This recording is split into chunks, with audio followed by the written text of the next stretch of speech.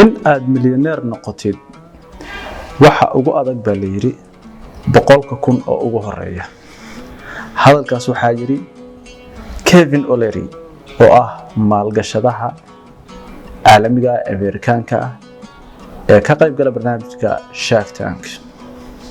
alaga daba yimid waxa la yiri $10,000 ninka haysta maantay waa dhagax dhiga hodantinimada nolosha levelka ugu hooseeya uu ka baxaya. oo Mareykanka dadkan ka hadlayno $10,000 qofka heli kara oo bangigiisa uga shuban kara qof oo kala kacsan tahay.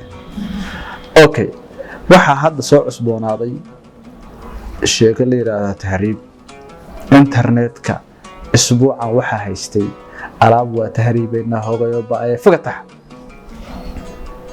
isweydiinayna tahriibta lacagta ugu yar lagu aado waa $10,000 dadka tahriibaya ma waysa ahayn dabaqada ugu sareysa bulshadeena.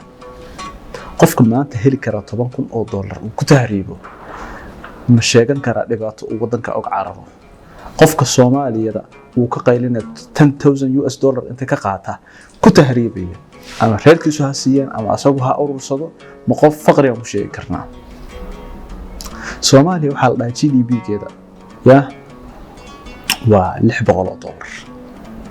macnaheedu waxa weeye 20 qof lacagtood sanadkii intay helaan buu qofkaas haystaa. waa qof ladan. sheekada baroordiiqda oo xamaasada wadata waa soo afjarnay. qofka maanta tahriibaya qof taajir u kala kacsan tahay baashaal buu socdaa qof shaqo socda maaha. qof gaajo uu ka carro wadanka ka jirta maaha waa qof ladan. qofka maanta gaajaysan xataa fikirka tahriibka sheekadaas iyo mawduucaas inuu la socdo dhaxgal oo ma fahmi karaan.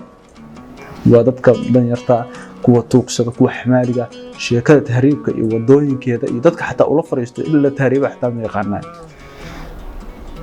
sheekada baroordiiqda ah la joojiyay foostadan la soo delingalay oo siyaasadda iyo balaayada iyo waxa ku jirta aan garanayn oo muujada oo kacsan bulshada laga damiyo.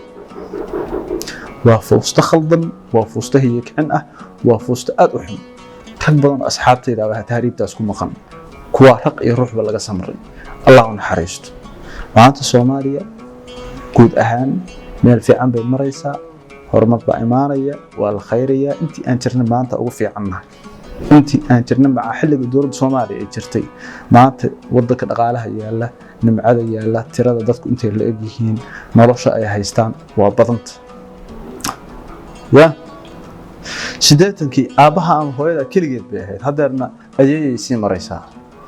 waxa laga yaabaa inay ku shaqayn jirtay 500 shilin Soomaaliya 1,000 shilin Soomaaliya. maamada ugu yar maanta waxa laga yaabaa ciyaalkeeda lacagaha isugu soo diraa $2,000 inay ka dhig dahab iyo alaab iyo horba shahal baa lagu jiraa cadayaan lagu saari.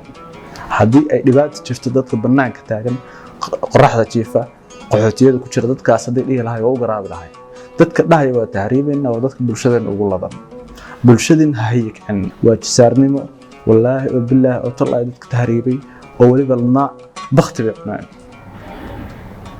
garateen. ka cabsado si kala xalidin kuma sheegi karay.